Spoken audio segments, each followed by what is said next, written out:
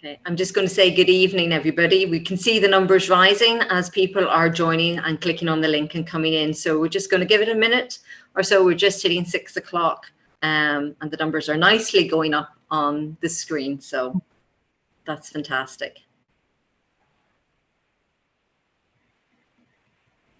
Okay, well, I'm going to kick off and welcome everybody here this evening. My name is Zoe Reid and I'm Keeper of Public Services and Collections in the National Archives, and I'm delighted to welcome you all here this evening.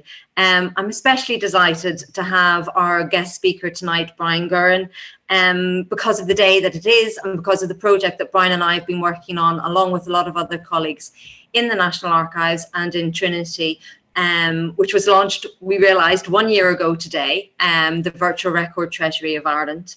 And through that project, which looked at really recreating a virtual record treasury and platforming records and making them accessible online. That's how we first got to meet Brian. And Brian was a historian with that project, and he's become a very close colleague working with us in the National Archives on a few different strands of the virtual record treasury. But one area of particular interest of Brian, and then also a particular interest we know to the general public and to us in the National Archives, is obviously census material.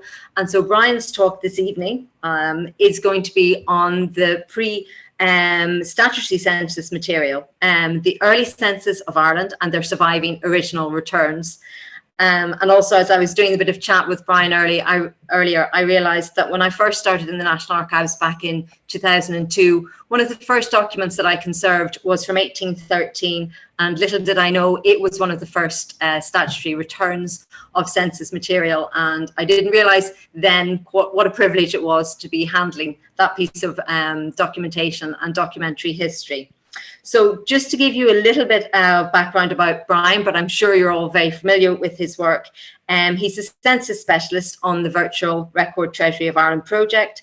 He's written extensively on census material taking in Ireland, and his particular interest are the demographics of Ireland and the regions in the pre-famine era. He's jointly authored a volume of the Irish Religious Census of the 1760s, which was published by the Irish Manuscripts Commission last year. And he's also jointly authored a volume on the Death Census of Black 47, eyewitness accounts of Ireland and the Great Famine.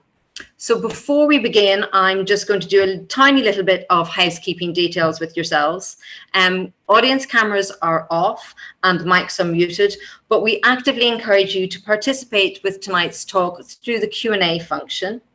Brian's talk will run for about 40 minutes, with about 10 minutes at the end for questions and answers.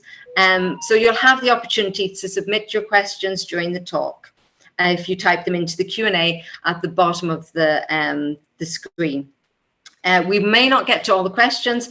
It'll depend how much time we have, but we also really hope that you enjoy this evening's presentation. I know I'm really looking forward to it. So Brian, I'm going to hand over to you and let you share your screen. So thank you very much. Thank you very much, Zoe. Thank you for that introduction. And good evening, everybody. Now,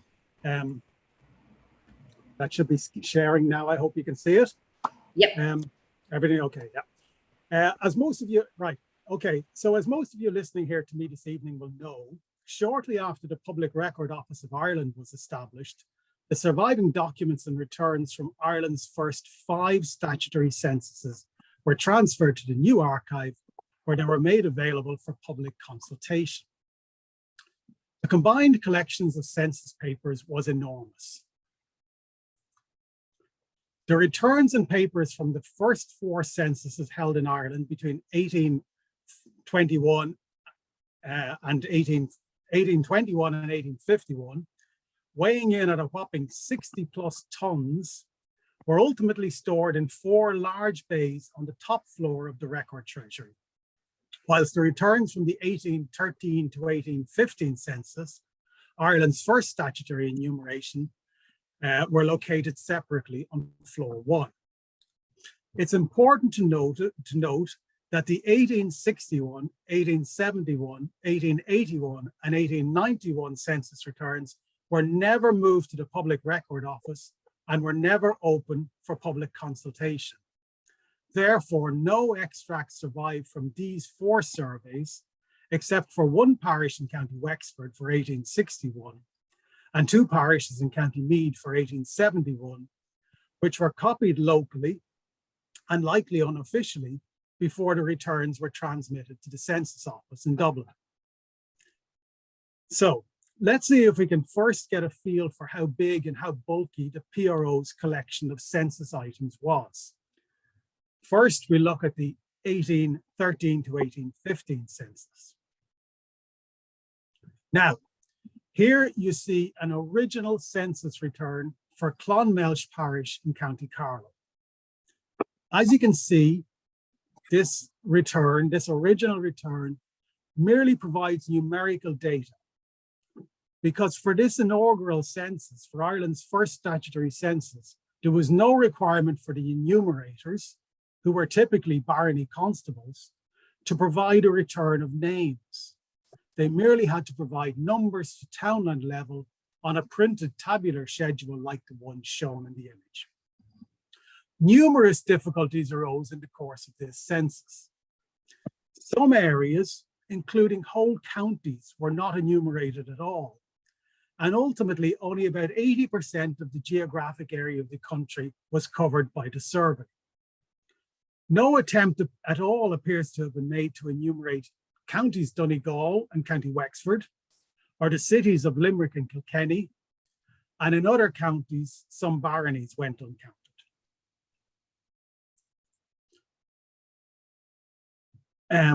Although the census counted about 5 million people, personal names were only returned for 2 areas, County Dublin and the barony of Lacal in County Down. So perhaps about 25,000 names were available from this census in the Record Office. And of those 25,000 odd names, I know of only 16 names surviving from the census.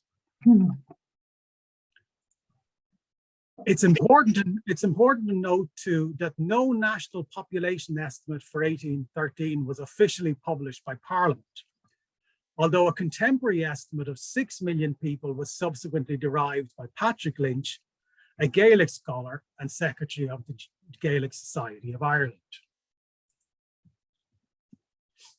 The data from this census are rarely used by historians, although for some areas, the figures are probably reasonably accurate and can be used for research purposes if done with care.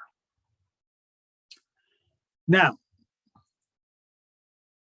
it's important to note that although the 1813 to 1815 census was Ireland's first statutory census, a strong argument can be made that the honorary title of Ireland's first census should really be awarded to a survey which took place about a half a century earlier in 1766.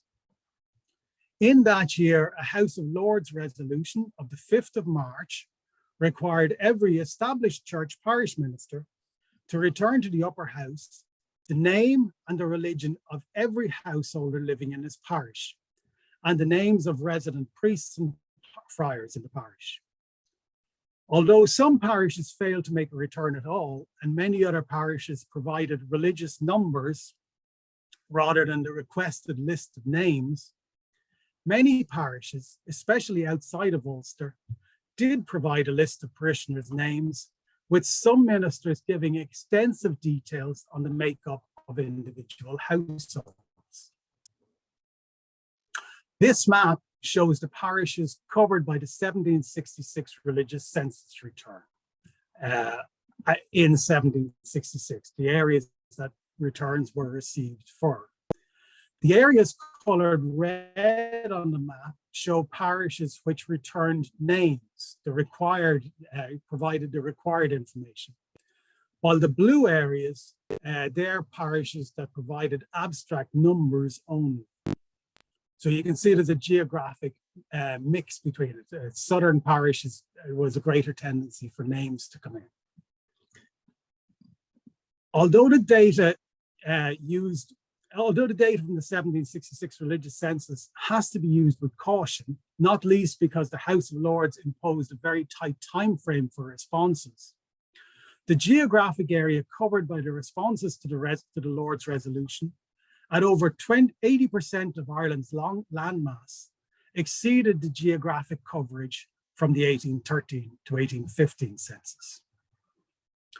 In addition, more than 100,000 personal names were received in response to the Lord's instruction to conduct the census, and of those, over 50,000 personal names still survive. So roughly double the number of names that were available originally from the 1813 to 1815 census are still available today from the 1766 survey. To my mind, the 1766 religious census of Ireland is at least as deserving of the title Ireland's first census as the 1813 to 1815 census is, although it differs in origin, character, and form from what we consider to be a census today. The most detailed surviving 1766 census return covers Newchapel Parish, County Tipperary. It was compiled by the Reverend Francis Stephen Thomas, and he provided extensive information on the makeup of each individual household. It could not have been compiled without Reverend Thomas calling to virtually every house in his parish to solicit the information. It's a very detailed return. Now, the second statutory census of Ireland, held in 1821, was one of the most remarkable social inquiries ever conducted throughout this island. The failure of the 1813 to 1815 census to report a national population might lead one to assume that the second attempt would take a precautionary or steady as she goes approach. But this was not the case. In fact, this survey differed radically, not only from the previous one, but also from every official census that had been organized anywhere in the United Kingdom up to that time. Instead of requiring the enumerators to provide numerical figures, as had been the case in 1813 to 1815, this time the enumerators were to record the name, age, occupation, and relationship to the head of the household of every single individual in the country. And since the census reported a national population of 6.8 million people, we may assume that the 279 large volumes of 1821 census data, which occupied 6 complete shelves in Bay 6I of the PRO, contained the names of most of those 6.8 million inhabitants of Ireland. Imagine for a moment the research options that would be available to you if this extraordinary resource had survived. It's important that we note that the requirement to record the name of every individual was truly groundbreaking. Ireland's 1821 census was the first national census in the entire English-speaking world to attempt to accomplish this. Britain did not move to recording a full list of inhabitants for a further 20 years, and the USA not until 1850. So the Irish census of 1821 was decades ahead of its time. It's important too to note that this accomplishment was achieved without the use of Ordnance Survey maps, because the OSI, the Ordnance Survey of Ireland, was not established until 1824.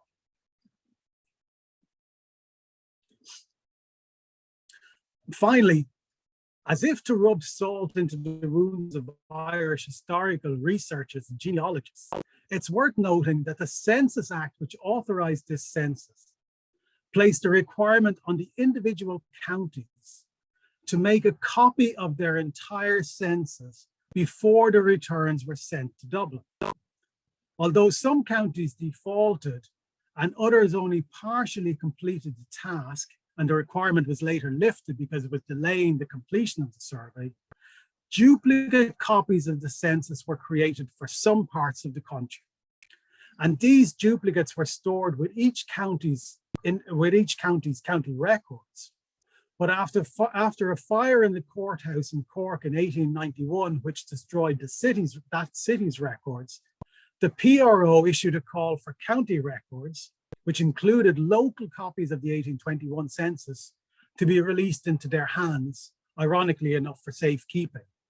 Thus, the copies of the 1821 census perished in 1922, along with the original returns.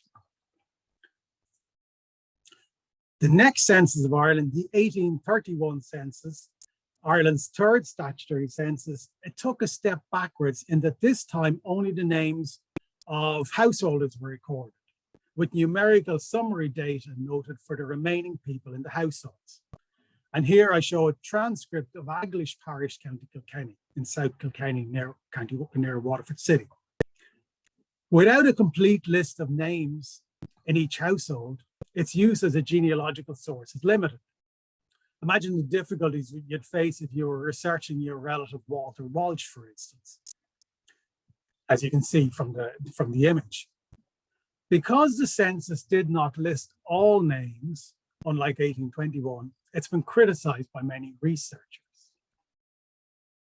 It has been and is today commonly criticized for overestimating the national population, which it placed at 7,767,401. In fact, however, most of the criticisms levied against this census can be shown to be unwarranted or invalid, and the census is now becoming recognized, correctly in my view, as the most accurate of the 4 pre-famine Irish censuses, including the groundbreaking 1841 survey, which we'll discuss in a minute. Since this census, the 1831 census, only recorded the names of householders, it was less bulky than the mammoth 1821 survey. Contained within 269 volumes, the 1831 returns occupied 3 shelves in Bay 6I in the PRO. An interesting side note to the 1831 census is that it is the only Irish census to have been fully copied and then double checked. And let me explain this. In 1834, 3 years after the census, a parliamentary commission was established to inquire into educational facilities in Ireland. Known as the Public Instruction Commission, one of its remits was to determine parish religious population levels. Rather than undertake a new census, which it could have done, the key details from the 1831 census, name and number of people in the household, were copied, and the copies were returned to the original enumerators, or alternates if required, for the religious numbers to be entered. Now that's the entire census completely copied 3 years later for another task, or task determining religion. After the enumerators had completed this task, assigning religion to each household, their data were placed on public display locally for at least 2 weeks, where interested parties, including clergy of all denominations, could check their allocations. Following this, a public meeting was hosted by one of the commissioners in every parish or union, where adjustments could be made to the enumerator's religious distributions. And here you see an extract from the Public Instruction Commissioner's return for a Givey Grange in County Derry, right? Now, it's simply not possible for the 1831 census to have, as has been widely claimed, exaggerated the national population, because any exaggeration would have come to immediate light during this detailed checking process in 1834 and 1835. It's important to observe that the 1831 enumerators were not aware that their work would be rechecked a few years later when they were undertaking their tasks in 1831. Now, 1841, the 4th official Irish census, represented another groundbreaking step in the history of enumeration in this country. The 3 earlier censuses had been canvass surveys, with the enumerators calling from house to house, putting the questions to a member of the household, and jotting down the replies. So the early censuses took place over an extended period of time, over weeks or months. In 1841, however, self-enumeration was introduced, with census forms to be distributed to households in advance so that they could be completed simultaneously on a single night, just as they are today, with the 6th of June, 1841 being appointed Ireland's and Britain's first ever census day. It's important to accept that in a country with high rates of illiteracy, theory and practice must have diverged to some extent, as it was simply not possible for all households to complete their own census forms. In many areas, therefore, it must have been the case that many forms had to be completed by the enumerator rather than by a member of the individual households. As in 1821, the names and details of all inhabitants were to be recorded, as would be the case in Britain too. Now, on a brief side note, although 1841 was the first self-enumeration official census held in Ireland, it was not the first time self-enumeration had been attempted in this country. 40 years before, in 1798, Reverend James Whitelaw, the vicar of St. Catherine's Parish, took it upon himself to organise and conduct a private enumeration of the city of Dublin. Whitelaw used self-enumeration in some places by having a list of inhabitants affixed to the door of each household by order of the Lord Mayor. Whitelaw's self-funded enumeration counted more than 170,000 inhabitants in Dublin City. The 1841 census reported the population of Ireland at 8.175 million people, living in almost 1.5 million households. Unlike in 1821, a separate form was used for each family, so the entire 1841 census collection consisted of about 1.5 million individual household forms, known as Form A's, along with thousands of other forms, documents, books, maps, letters, and other items associated with the taking of the census and the organization of the census. The Form A's were collated by barony and by parish into 3,121 bundles, with each bundle allocated its own specific location in the Public Record Office. The Form A's occupied 38 shelves in the Treasury, with other forms and items from the census taking up another 10 shelves. Now, we mentioned that Ireland's first census day was the 6th of June, and that's not an appropriate time of the year to take the census in Ireland. Ireland's censuses are de facto surveys, meaning that people are enumerated based on their location on census night. And by early June 1841, the annual eastward migration, which saw tens of thousands of labourers moving from east to west in search of seasonal employment, had already commenced. Indeed, the Irish Census Commission has mentioned this in the report, noting the departure of more than 10,000 people from County Mayo alone during the summer of 1841. The 1851 census moved the enumeration to springtime, specifically the 30th of March, before the waves of seasonal migration had begun to roll, and Irish censuses have been held in mid to late spring ever since. The 1851 census does not stand out simply because of its optimally timed census day. This was the first post-famine Irish census and the first Irish census to report a population smaller than the number reported by the previous count.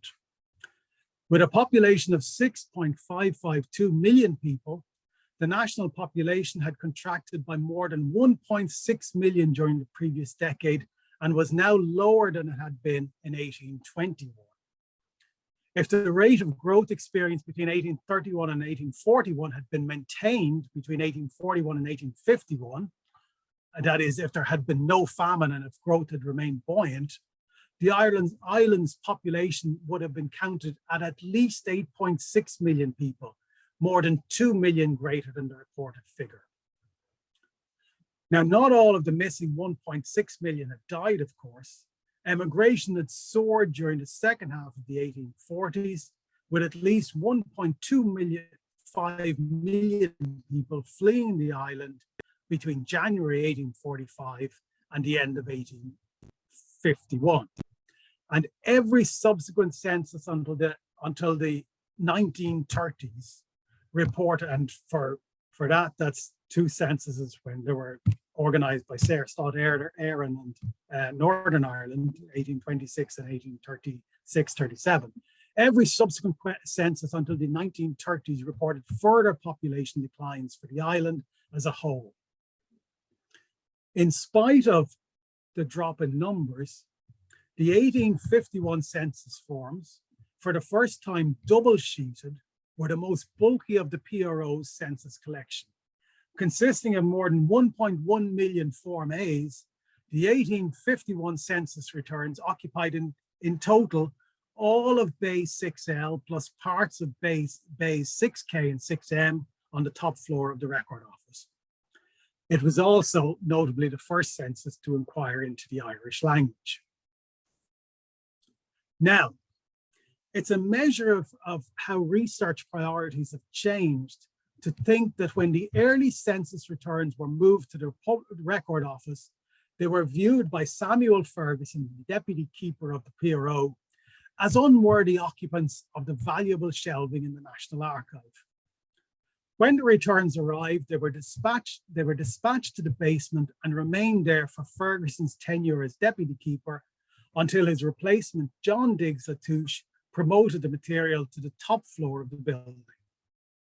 And paradoxically, if the returns had been left in the basement, they may well have survived the destruction of the archive because the basement and its contents were largely undamaged during the destruction.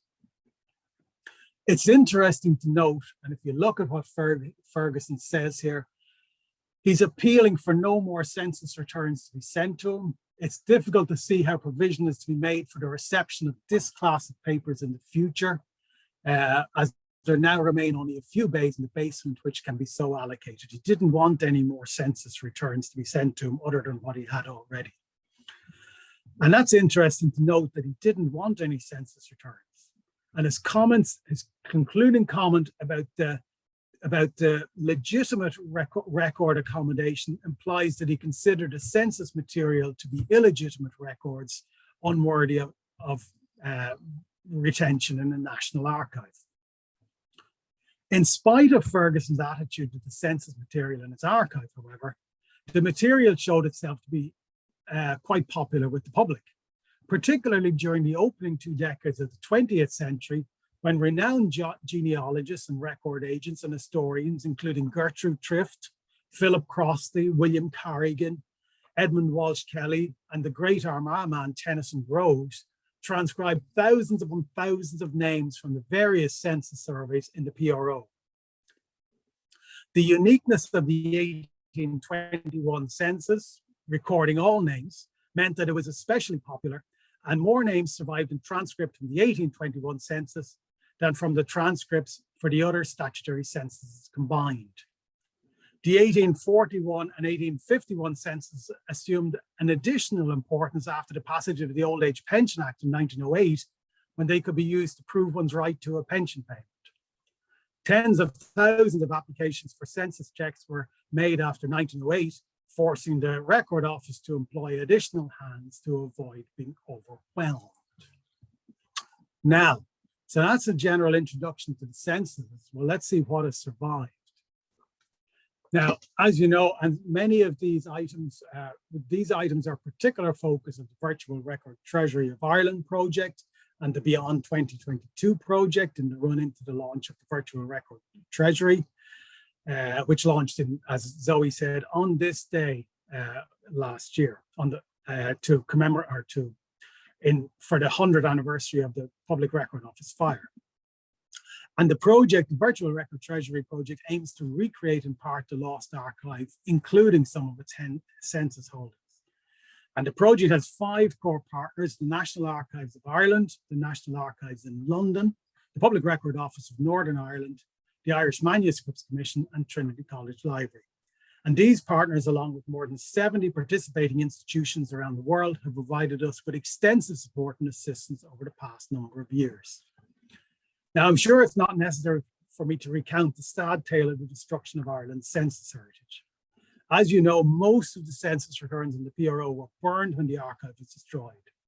But small numbers of original items from 4 of the first 5 censuses have survived, and some of these have been introduced to the virtual record treasury. Let's see what's available.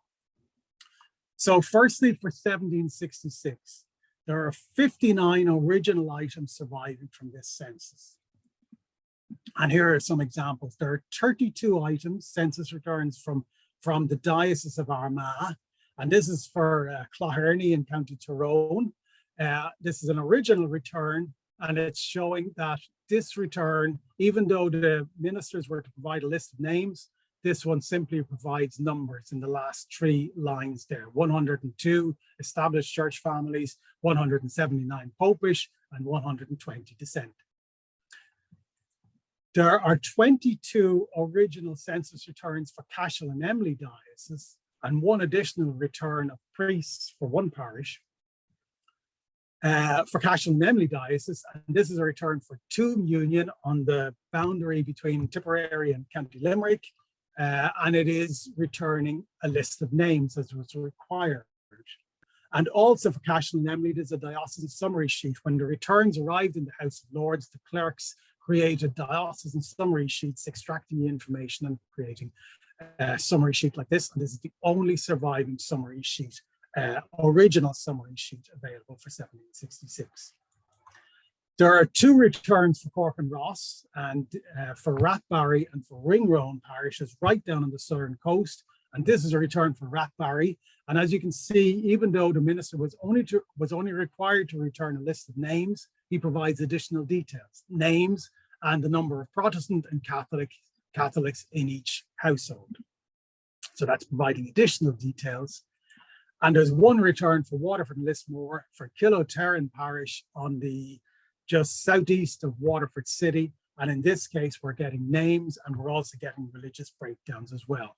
Those 59 items are all available in the virtual record treasury. They're available for you to examine and to view. If you go into the virtual record treasury, go to the browse the National Archives and access IHP, Irish Houses of Parliament. These are the only original parliamentary returns to survive, these 59 items. And that's out of a parliamentary returns collection, which was almost 5,000, which contained almost 5,000 items. But there are also transcripts available for many returns. The NAI has the complete transcript return for Cloyne Diocese, which was transcribed before the records were destroyed. And there are extensive transcripts for other areas, especially Ulster, and these transcripts may provide names or just abstract numbers.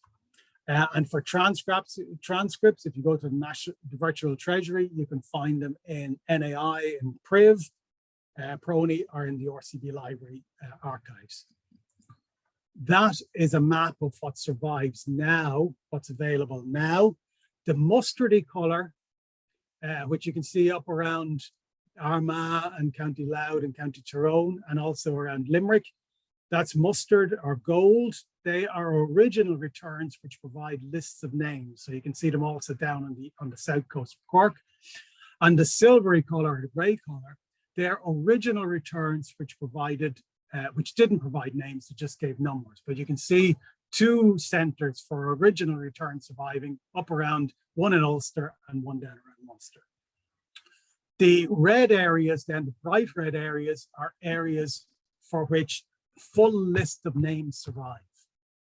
And blue area and the orangey kind of red are areas for which partial lists of names survive. So only extracts have been taken. And the blue areas are areas for which we only have numbers only. But you can see there's if you compare the original returns, this is a map on the left showing the original returns that were received and what's available now. You can see quite a lot of loss, but there is still good coverage for some areas. The 1813 to 1815 census, our first statutory census, and I do remember there was no requirement to return names, and names were only returned for 2 areas. Now, this map shows the original survivors. So you can see that we have original survivors. We've identified original surviving returns for 1813 to 1815 for 2 counties, Counties Galway and County Carlow. And the items circled in red are available in the virtual treasury now, available for examination in the virtual treasury. And we're very pleased with these because these are really impressive returns for 1813. But even though this map is very blank, there's quite a lot of white space on it. For many other areas, there are townland data available, and our parish data available, our barony data available. This map is only showing original returns. And here's a sample of an original return. It's for Abbeybormington Parish in County Galway. It's in the virtual treasury. So if you browse to NAI Sen, you can see it in there. You can see the fire damage down the left-hand side of it.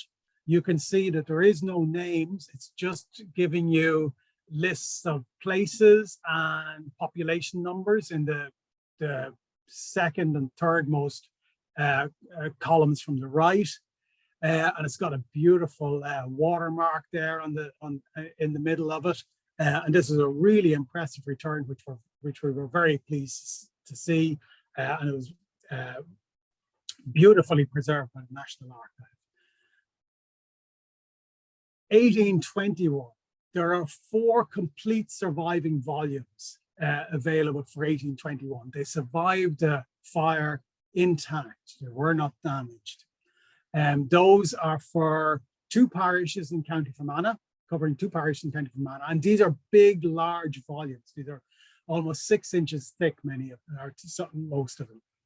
So 2 parishes in County Fermanagh, 2 baronies in County Galway, the barony of Arran, or the Aran Islands, and the barony of Athenry. They survive in one volume. There's a volume for Kings or for Offaly, Ballybrit barony, and there is a volume for County Meath, Navan Upper and Lower barony. So there are 4 original volumes. But also, we did say that in 1821 there was a requirement for the counties to make copies of their returns. Cavan was one of the counties which made a copy of at least some of its returns. Cavan, like all the other counties, was meant to submit that to the Public Record Office, but it didn't. And it held on to them locally. And then when the archive was destroyed, the copies of returns for Cavan, covering 14 parishes, fortunately survived. There's also a return that we're aware of 1 parish in Leitrim, Carrigallen Parish, and parts of 2 parishes down in South Tipperary. Again, these are original returns or contemporary transcripts. There are also thousands of names in transcripts that were made in transcripts by people like Tennyson Groves and Edmund Walsh Kelly and so on. And Kilkenny and Mayo are especially well covered by those. The census was written on double pages, 7 columns spanning the 2 pages, 5 columns on the left-hand page, 2 columns on the right. They recorded names, ages, and occupations, relationship to the head of the household.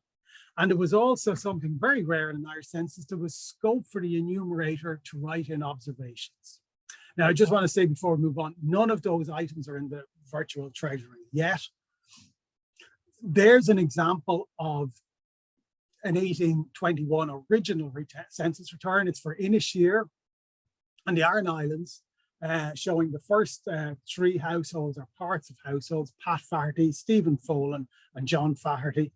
And the item that is, or the area that is particularly of interest, is the observations area.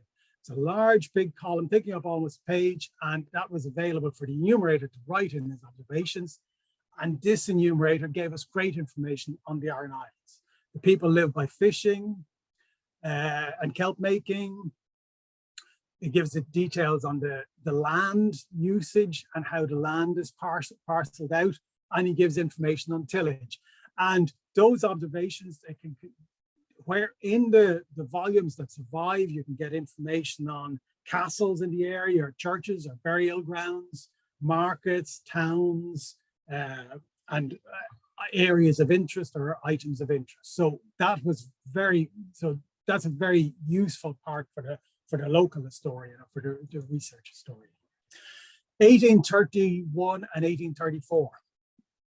As far as I know, not a single original page has survived from 1831.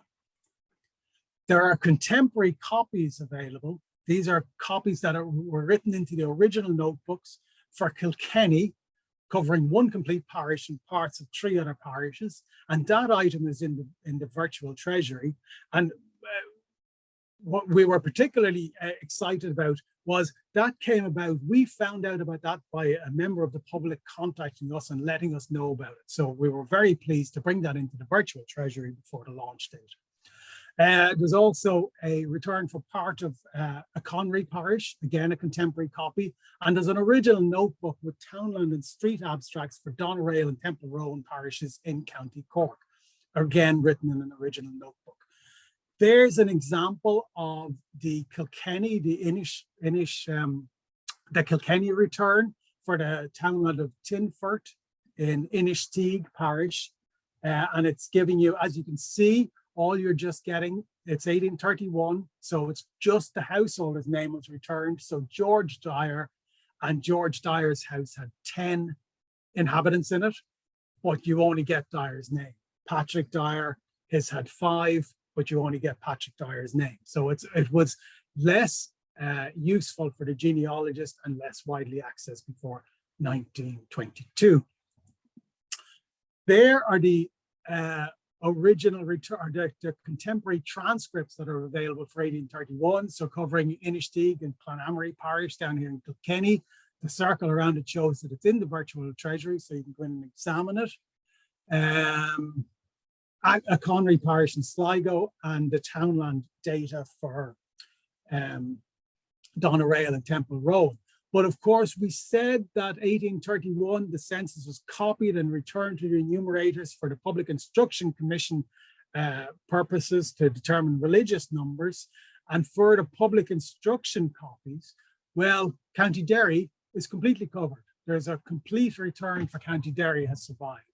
There's also a return for Granard Parish in County Longford, and contemporary censuses related to the Public Instruction Commission for Kilmacabea and Kilfawnabeg in Cork. And there are other areas as well that I haven't got around to mapping yet, but this map will fill in a little bit more than it is shown there now. The 1841 survivors, Ireland's groundbreaking census on its first census day on the 6th of June, and only one parish survives in 1841. That's for Killishandra Parish in County Cavan. It's not in the virtual treasury, but I just ringed it there because you might not be able to see it. All the census forms survive for this parish. So that's quite exciting, about 2,500 census forms. There were 3 tables on an 1841 form. Table 1 was for recording the people present in the house on the 6th of June. Table 2 was for the usual occupants, people who were usually in the house but were temporarily absent. And table 3 was for deaths occurring since the previous census. So there's a table 1 for Killishandra Parish, obviously, and it's for Thomas Govern's house, right? And I picked this one out because I thought this was really interesting, because Govern was age 57 and his wife was age 60. But the next person was Catherine Govern, who was his daughter, and she was recorded as 62. But the census forms were all checked. So in this case, obviously, a 62 was incorrect because a 60-year-old and a 57-year-old can't have a 62-year-old daughter. So it's written in red, supposed to be 26. So I thought that was interesting to show that the census was being checked to make sure that there are as few errors as possible to get through. And there's a table 2 showing that 2 members of the household were absent, temporarily absent, and nobody had died in Table 3. Nobody had died since the previous census. And for 1851, just by sheer good fortune, 23 volumes of census returns for County Antrim were temporarily moved to the bindery for binding in the spring of 1822. And that's what the volumes look like if they were placed on the shelf today. As you can see, these are large books. They're about 15 inches high. So these are big, thick books. And they were temporarily in the binder when the Public Record Office was occupied. These items are not in the PRO, but if you look at that and you can imagine those items on a shelf, right? The 1851 census returns were take up the largest space in the PRO. If you look at that image and just visualize that on a shelf, and now look, those 23 volumes cover only those small little parts of Antrim, right? Only those parts shown in grey. So that's a hefty wad of material covering only a very small part of County Antrim. So the 1851 census, you can get a feel for how large it was on the Public Record Office of Ireland shelves. If you imagine that the 1851 census, there were census returns and volumes for every single area in the country. So if we put it, and there are also some interesting census fragments in the virtual treasury. For 1821, there's a fragment. These items are available in the virtual treasury. They're from the National Archives. Some of them are so badly damaged like this, but they were still considered worthwhile rescuing them after the destruction. And this map shows us the combined distribution of original returns and contemporary copies. So it's all the maps amalgamated into one. As you can see, there's a lot of white space. There are no original returns and contemporary copies for many areas. But it is worth remembering that it is only showing original returns and contemporary copies. There are thousands of names available in transcripts from other censuses covering other areas that I didn't show on this, especially for 1821. And of course, if you're doing genealogical research, you also have alternative sources available to you. And I would say, if you know of any census return, please do contact me. I'm always willing to hear about censuses. And I'm going to conclude now. I'd like to thank you all for listening to me. But I would like to bring to your attention on the 1st of July, this Saturday coming, between 1:30 p.m. and 5 p.m. in the Thomas Davis Theatre in Trinity College, we are having an event, Virtual Treasury 101, the 101st anniversary of the destruction of the Public Record Office. It's a free event where Virtual Treasury project team members are going to be there, and National Archive members are going to be there talking about our research over the past year and our plans for the future years. So thank you all for listening to me, and please do follow us on Twitter and see how things are coming on. So thank you very much, and I'll hand back to Zoe now. Thank you. Brian, thank you so much. That was absolutely fascinating. It really was. It was fantastic. I learned so much just by listening to you. I loved the chat on that idea of the 1841 census being that first census to be captured in a day, but it was the wrong time of year, so people were traveling. And that just explaining then how we come about to having our census happen over sort of in the springtime. There were so many fascinating facts, and for me, obviously, seeing the material, some of the surviving material, and knowing the value that there is, the map at the end was just fantastic. Just being able to see where everything was placed. So that was thoroughly engaging, Brian. Thank you so much. We seem to have a few questions popping into the Q&A. Which is fantastic. It's been busy throughout the night. We've been able to answer some of those directly. But I might just bring in my colleague and just look at the Q&A questions. And if we've got a bit of time, we'll talk through some of those. Okay. Yeah. Hello, everybody. I'm Vera Moynes. I'm one of the archivists on the public services side of the archives. And I've been keeping a keen eye on the Q&A. I think we've answered what we had so far, but Brian, for me also, many thanks for your absorbing talk. For me, what stands out is the host of people involved, the enumerators that went out and did things within quite an astounding short amount of time at times. On our website, we quote an excerpt from the Commissioners of the Censuses report from 1901. And they talk about open hostility shown to some enumerators at times. Do you see any signs of that sort of thing, maybe in the observations that you mentioned earlier? Or, you know, is there any mention of that by the constables or whoever was in charge at the time? Never came across any mention in the observations, but if you remember, I showed for 1766, I showed the census return for Newchapel, which was a large kind of spreadsheet type one display where you had the names and then the number of people in each household. He does note at the end of it, this was in 1766, that the papists, the Catholics, the papists were reluctant to give information on the number of children in their household because there were rumors that the survey was being undertaken to take the children away from them. Yeah. Now, you do come across in the newspapers, occasionally you come across stories about census enumerators getting attacked or being attacked.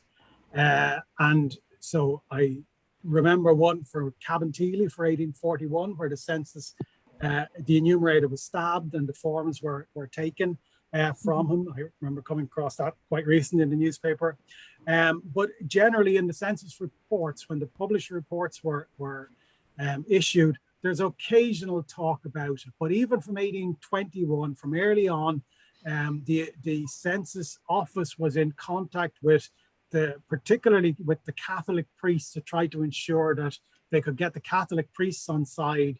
And if they could get the Catholic priests on side, then they expected that there'd be less opposition from Catholics to the enumeration, because it was always a concern that Catholics in particular might be concerned by the government coming in and asking inquiries about their numbers and their strength and so on. So you come across information in it, but I've never come across it in the observation. That's fascinating. Yeah, thank you very much. It was such a century of unrest, etc. Yeah, so there's exactly. no surprise that there'd be some levels of defaulters.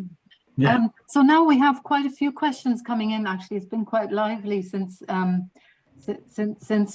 you stopped speaking, Brian. So I'll pick out a few of these. I think we have about 10 minutes. We'll see how we go. So the first question is whether the 1821 census records are available to examine in person.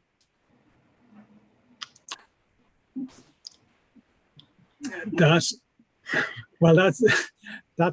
not, you mean, I presume they mean physically, so that's a, yeah, I guess so. Yeah. I suppose they've been digitized, haven't they? And well, you see, yes, they're available online through the National Archives census portal, which is really, really good. If anybody listening has never used the National Archives census portal, it's a fantastic resource. And the 1821 census returns everything that's available from, that has survived from 1821 in terms of original material is available via the census portal. Really high quality images and all searchable, so they're very, very good. Yeah, thank you, Brian. It would have been a question for us, really. Absolutely. Yeah, as soon as we have surrogate copies of items, whether on microfilm or digitally, we don't really make them available in the physical form anymore. So that's a general answer maybe to any such questions. And the same goes for the next question, where there's a question for an index of the transcripts of the 1821 census. I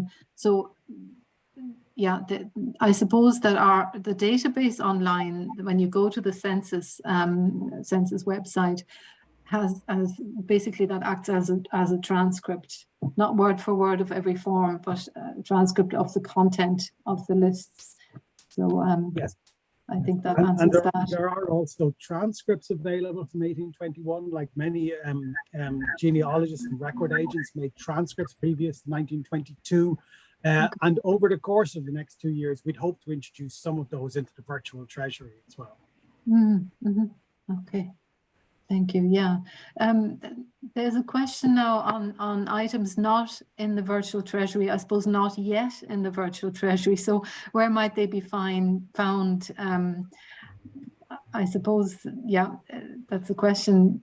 Maybe I'll hand that to you, Brian, but well, if we're talking about census material, as I said, the virtual Treasury this phase of the project, we're at an early stage of it. So over the course of the next couple of years, we will hope to be introducing some more census items into the virtual Treasury anyway. However, the principal repositories for 19th century census information, well, for 1766 census information is going to be the National Archives, the National Library and the Public Record Office, and the Representative Church Body Library for 1766, and for 19th century statutory census material, as we said, that's only going to be 1813 to 1851 because the 61 to 91 items were never available, but they're going to be again in the National transcripts in the National Archives, in the Public Record Office, and in the National Library are going to be your three principal areas for those. Thank you very much. One question about the event on July the 1st, whether it will be virtual. No, I think it is just in person, and it takes place in TCD in the Thomas Davis Lecture Theatre. I do know, Vera, just about that on Saturday, that the talks will be recorded and then they'll be platformed and made available after the event. I do know that our senior conservator, Jessica Baldwin, will be speaking in the first session, and I'll actually be there myself chairing the second or third session of the afternoon. Lovely. We have quite a few expressions of thanks for the wide-ranging information, comprehensive information, in fact. There is a question here that also ties in with that question I asked earlier about the enumerators. So somebody says, what type of person did the census observations that you referred to briefly? What person wrote those census observations? How were they chosen, and how reliable are their commentaries in your mind? Well, the observations were written by the enumerator. You see, 1813 to 1815, 1821 and 1831 were canvass surveys. This is where the enumerator, who was usually a policeman or a constable, went around from house to house asking the questions, asking about the number of people in the household and the names and the ages and so on. But the observations section then is available just for him to make observations, and he can choose not to make any observations at all, or he can choose to be quite detailed, like the observations there recorded for the Aran Islands. And that observations page, that's available for every page, so he can be as detailed as he wants in making observations. And sometimes most pages contain no observations, but occasionally you will come across some very interesting information, some very useful information for the local historian. And I suppose you can only judge its contents by comparing to other contemporary materials, such as maybe the Ordnance Survey name books or such like things. Yeah, exactly. You'll have information like schools and the number of pupils in schools and so on. It's it can be very useful for the local historian. Lovely. Somebody comments, so thanks you very much for the fascinating overview, and asks whether there's any literature you would recommend for the genealogist or historian to learn more about the census records you've covered in today's talk. I think the best source for that is a book called Counting the People by Margaret Crawford. It's very readable book, and it gives a really good introduction to it's a survey book of the Irish censuses from 1813 to 1911, and I'd highly recommend it. It's a really wonderful book, very accessible, and gives great introductions to census material and how the censuses were conducted. So it's very, very good. Thank you very much. Yeah. Somebody else. So do we have time for another question or two? What do you say, Brian? Yeah. Are you happy to? Yeah, great. So somebody somebody suggests that it would be worth mentioning the OAP forms, which are also on our website, which used the 1841 and 51 census forms to confirm ages, and which often transcribed the whole family. Yeah, so it's more comment than a question, really. But yeah, that is correct. Yes, absolutely. And again, as you say, they're searchable through the National Archives census portal. So very good. And the comment is correct. They do often give you the transcript for the entire family, which is very useful. Mm-hmm. Oh, that's valuable. Yeah. Right. And maybe one more. Somebody is saying that one of the rationalizations for taking a census here in the US, she says, is to understand population and ethnic composition, but also for the purpose of allocations of funding. What were the main reasons for census historically in Ireland? That's an excellent question, I think. So given the great political unrest and social unrest, it would follow, she says, that giving information to the government could be dangerous on many levels. Thank you so much, she says. It was probably similar reasoning behind the early censuses. Now, of course, 19th century Ireland, you weren't getting the same sort of social support that you have now, but the government still did want to get information like population levels and to see where population was growing, to see about future planning, not to the extent that it is now. But initially, the initial census, well, in Britain, was probably inspired by the Napoleonic Wars to see what sort of numbers they had available for the military. So there are various reasons behind it. And once it got up and running, it just became something that was just held every 10 years. So, you know, once from, like, Britain was enumerated in 1801, 1811, Ireland was excluded from the first two censuses, even though it was part of the United Kingdom. Then it was enumerated in 1813, and after that it fitted into the 10-year period from 1821 right up until 1911, and then plans for an 1921 census, which ultimately didn't take place because of the war that was on at the time. So similar reasons, I guess, to do with finding out and understanding the social composition of the population. Yeah, and they obviously saw the great value in it and therefore repeated it. That's something that stood out for me today, how groundbreaking they were. And I had no idea that we were so far ahead in the English-speaking world in terms of census taking. So, apologies if we didn't get to all of your questions. If you didn't catch something, or you didn't catch the whole presentation, you can listen back over it. We hope to put it up on our YouTube page very soon. But for a wrap up, I hand back over to Zoe. Thank you, Vera. That was great, Brian, and thank you so much. Thanks for all the really interesting questions.